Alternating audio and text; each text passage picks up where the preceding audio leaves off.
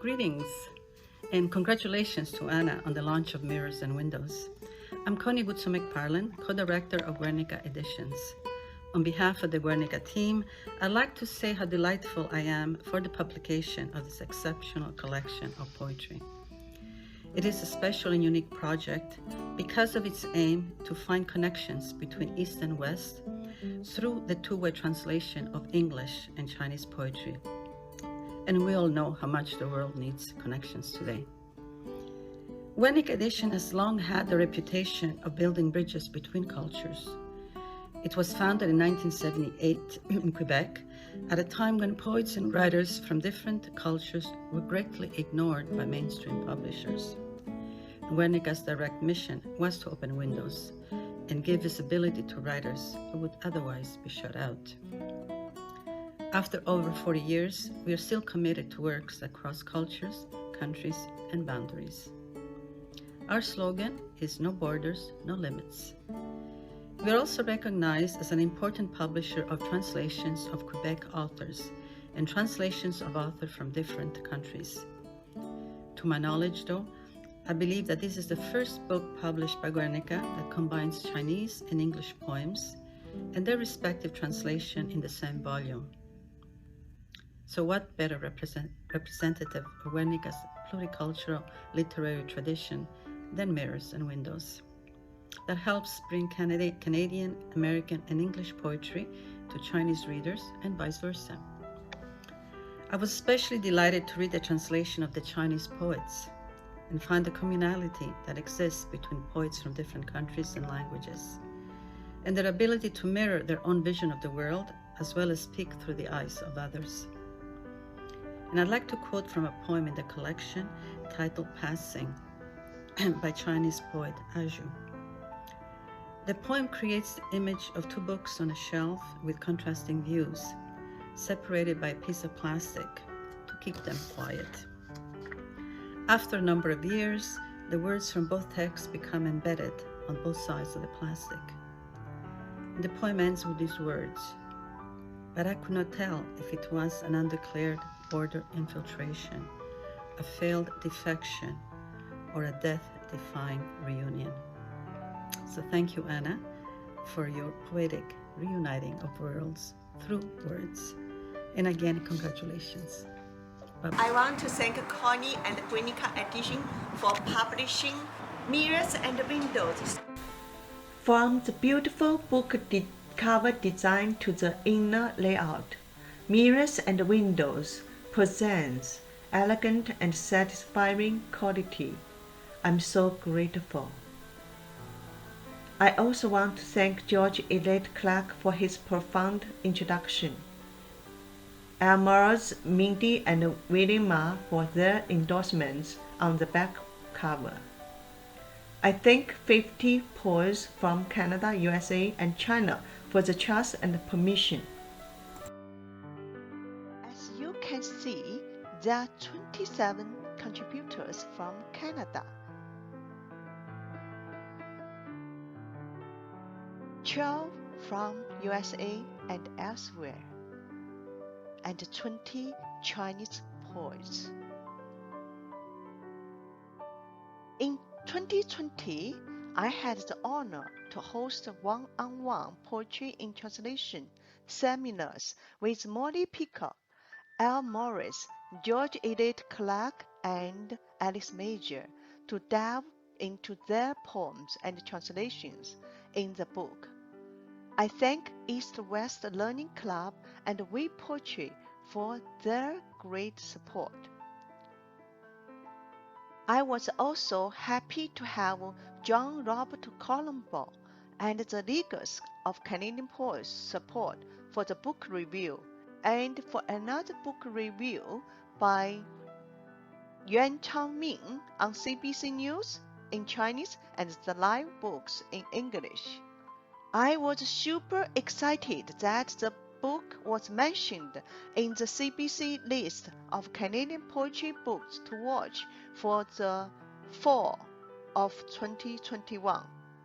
Additionally, I thank Open Book, Periodicities for their interviews.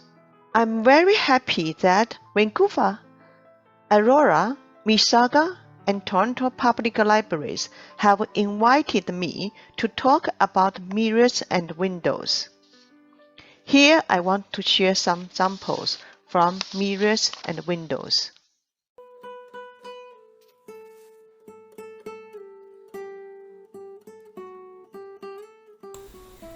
I'm Anna Yin. From China to Canada, a newfound homeland. I paint life with words and weave dreams with poems. Eastern and Western cultures, Chinese and English, two languages and two worlds with different views. Through mirrors and windows, we meet and we connect. We see the light, we seek the truth. Let's hear Dana Joyous poem, Prayer. Echo of the clock tower, footstep in the alleyway, sweep of the wind sifting the leaves.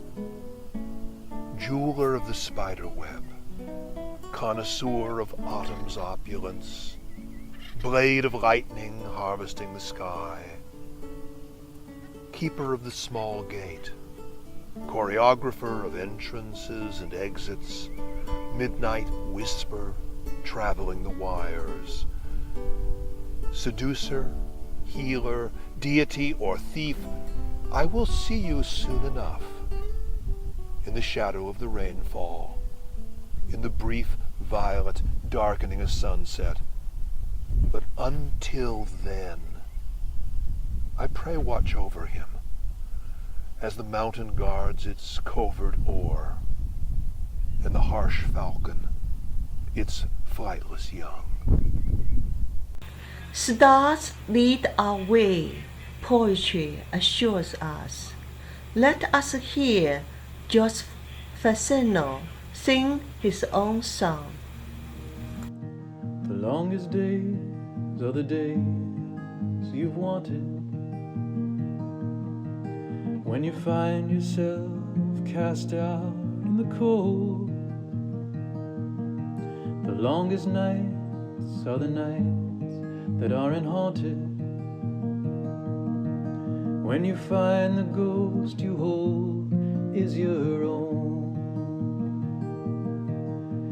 Who's gonna walk you through the valley? Who's gonna guide you through the night? Who's gonna carry your shadow on into the wilds of the other side?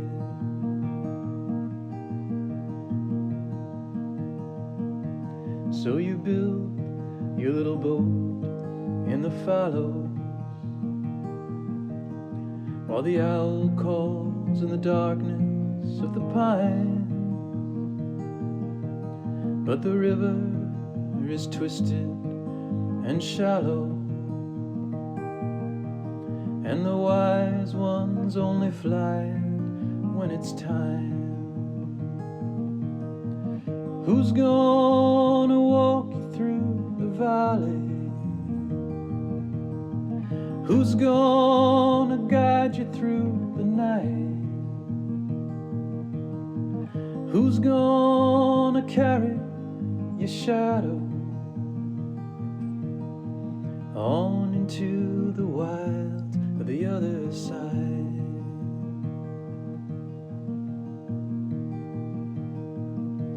Our life once fit me like a bridle, softened in the places we had tried. But you slipped it off and laid it on the fire, and the smoke knows the way I must ride. Who's gonna walk you through the valley?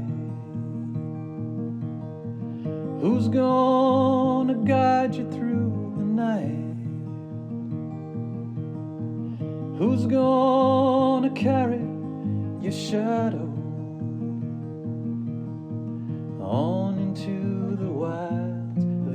other side.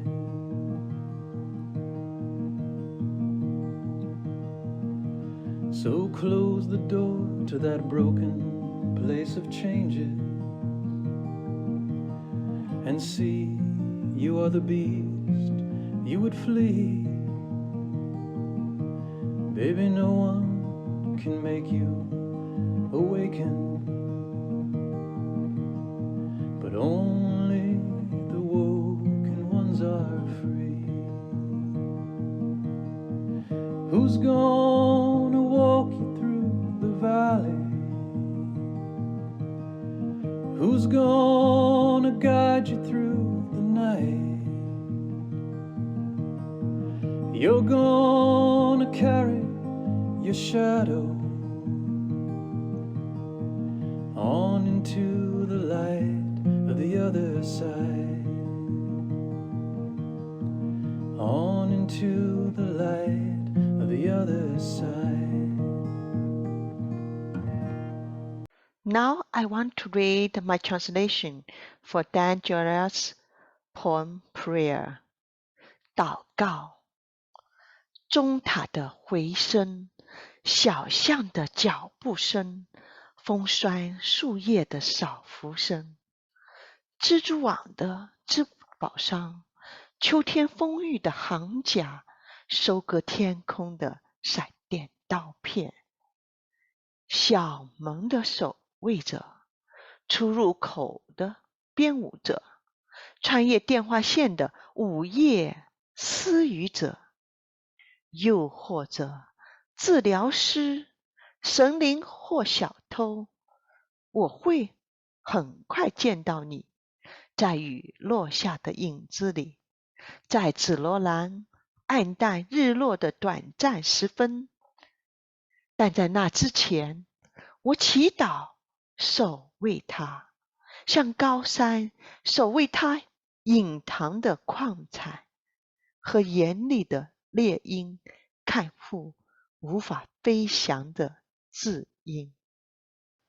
Now I want to share Sir Andrew Motion's poem and my translation in the attic. Even though we know now your clothes will never be needed, we keep them upstairs in a locked trunk.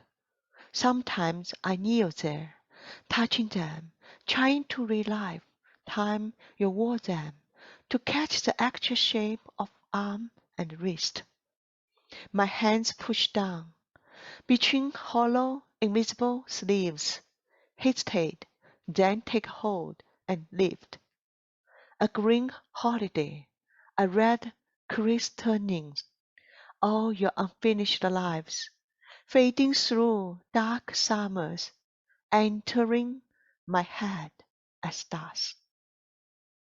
在阁楼里，即使我们知道现在你的衣衫不再需要，我们还是好好留存在阁楼上一个锁好的箱子里。有些时候，我跪在那里，触摸它们，试图去复活你穿上它们的时光，去捕捉那臂和腕的真实状态。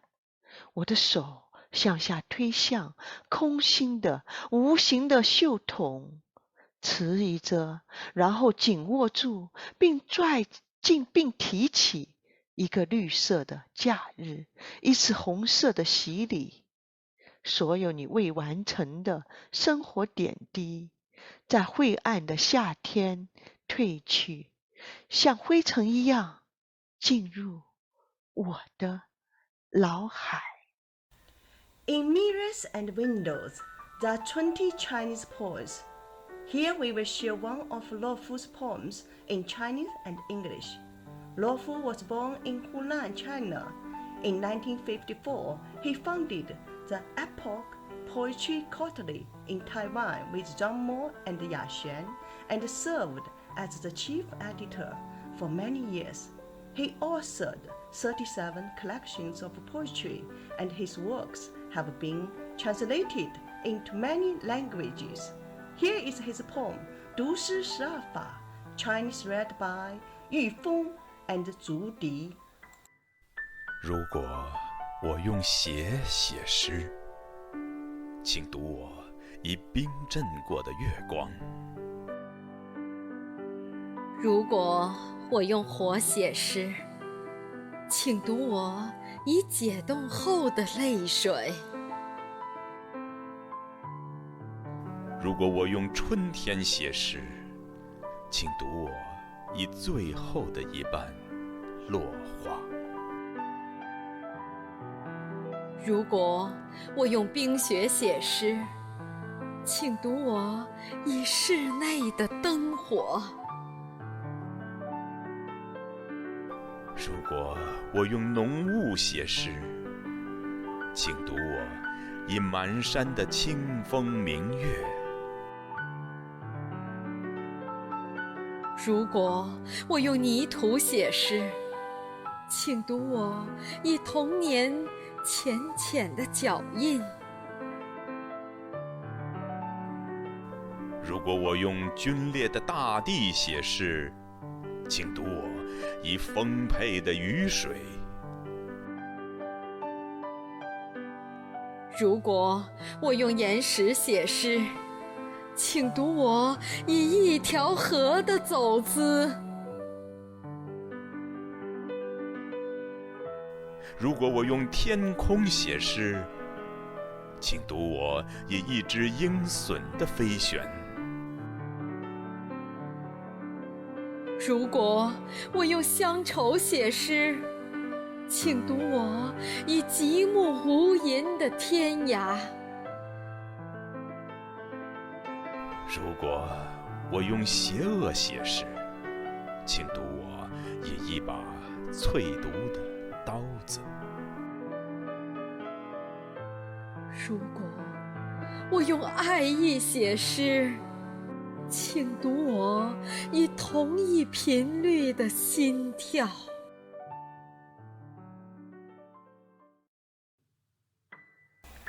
Now I will read the English translation. 12 ways of reading poetry. If I pump my blood to paint poetry, please read me by icy moonlight. If I burn flame to make poetry, please read me with melting teardrops. If I spend spring to shape poetry, please read me through the final fallen petal. If I blow blazes for poetry, please read me in your chamber lamplight. If I forge thick fog for poetry, please read me with refreshing winds and the shining moon. If I engrave poetry on clay, please read me with childhood's soft footprints. If I write poetry on parched land, please read me with plentiful cooling rain. If I craft rocks for poetry, please read me with a river's flowing flood. If I apply poetry to the sky, please read me through an eagle's flight. If I muse on nostalgia for poetry, please read me by seeking heaven's canopy. If I borrow evils for poetry, please read me with a poisoned life. If I compose poetry with love, please read me with the same heartbeat. I added a special, unique part for this book.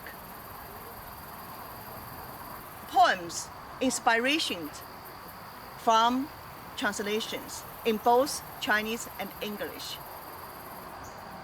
Here I want to share one of Molly Peacock. Before I met you, I dreamed of a pink peacock in a foreign land with the foreign language, spreading splendid feathers. Yet the pitch remains a dilemma. No wonder Proof-Rock wandered, longing to decide, and for you, a red tinge with a hinge to a renewed world. Make it new, I heard both of you claim. Now I look at leaves and fruits, stones and stars, each a new poem. I too bite the juicy fruit of it. There are many people I want to thank for their support. Some of them proofread this book. For example, Terry Bach, Leslie Young, Qi Liang, Zhang Wen.